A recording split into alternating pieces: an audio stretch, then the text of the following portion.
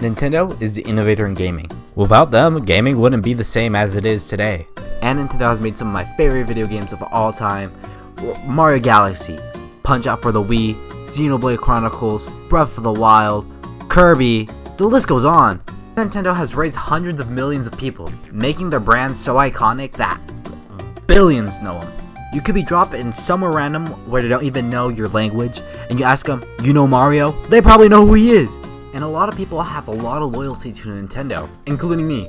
I love their games. I mean, I'm gonna be honest. Am I gonna buy a Switch 2? Not at launch, but maybe if it goes on sale. And Nintendo has saved the gaming industry back in the 80s, which is kinda base, not gonna lie. But the thing I do not like about Nintendo is that they're the worst company that treats their fans worse than dirt. And they're just greedy.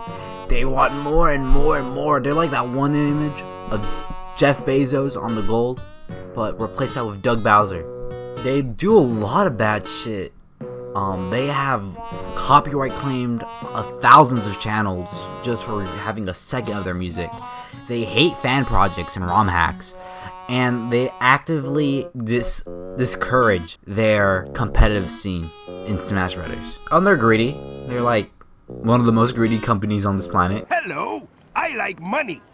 And they have like some of the best backline of video games ever, and they just like don't release them ever. They don't give you an easy way to purchase a game. They keep it on their platforms, and like even for 20-year-old games, you have to shell out maybe thousands of dollars just to play them on original hardware and not anywhere else. Well, the least I can do is put it on Steam at this point. So let me, a professional stinky gamer, talk about my love-hate relationship with Nintendo. You know what else I love? Money. And the best way you can give me money is by like and subscribing. Do all that YouTube stuff. Please give me money. Please, I need it. Let's start off with something I can physically not comprehend. This one change can probably make Nintendo millions of dollars overnight. If they just had a way that you can play their old games easier, that'll make them millions of dollars, hundreds of millions of dollars, even billions with a B. But here's the option that Nintendo gives you to play these video games. Here is what Nintendo expects you to do to play Fire Emblem Path of Radiance. Either have a GameCube or Wii that you can run it on, a game that's really hard to find at a good price, or you can buy Nintendo Switch 2 with Nintendo Switch Online for $500. And your other option is let me check my notes. Yeah. Oh. That's your only two options. Why are you gatekeeping this game, Nintendo? You're not even gonna make money off of it anymore. Just release it on Steam. And you get mad when people try to emulate your games? Duh, this is their only option to play these good games. I'm not spending $1,000+ to play Heart Gold and Soul Silver. Fine, I can't play these official Nintendo games, but your fans are super talented and make amazing projects. Let's look at some of them. Oh, Pokemon Uranium, that game is fire. Alright. Super Mario 64 HD. Oh, that seems cool, and you shut that down. Okay. Ocarina of Time 2D. Ooh, this looks fire, and you shut it down. You do this to every fan game and a lot of ROM hacks. Why, Nintendo? You're not making a dime or losing any money from shutting these down. You're actually actively wasting your money. These fan games could have actually made you loads of money because people see, oh, this is a fan game of this. Maybe the same quality in this fan game will be in this series, and that's what could happen. You'll make a ton of money off of the exposure. I actively think Nintendo hates their fan base, and charging them $80 games and shutting down all these free-to-play projects kind of sucks. Speaking of $80 games, my last video about how indie games are better than AAA games, you should totally go watch that video, but after you're done watching this one, has aged really badly because the day after I uploaded that video, the Direct goes live, and $80 games are shown.